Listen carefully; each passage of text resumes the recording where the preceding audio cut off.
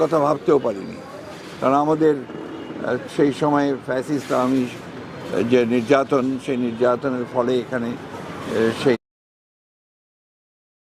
সম্মেলন করার কোনো সুযোগই ছিল না।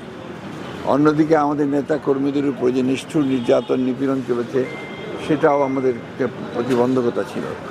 আমাদের এই ঠাকুরগাঁতে প্রায় 75টির বেশি মামলা হয় এবং প্রায় 7,500 আসামি হয়, এবং তারা এখানে সবাই দীর্ঘকাল আপনার কোর্টে হাজিরা দিতে হয়েছে, জেলে যেতে হয়েছে, জেলখানায় যেতে হয়েছে, তাদেরকে শীতের দিনে বাড়ি থেকে পালিয়ে সেই আপনার ধান ক্ষেতের মধ্যে আশ্রয় নিয়ে থাকতে হয়েছে। এই একটা অরাজনৈতিক অগণতান্ত্রিক চরম নিষ্ঠুর পরিবেশের মধ্য দিয়ে ঠাকুরগাঁ বিএনপি কাজ করেছে। আমি আল্লাহর কাছে হাজার শুকরিয়া আদায় করি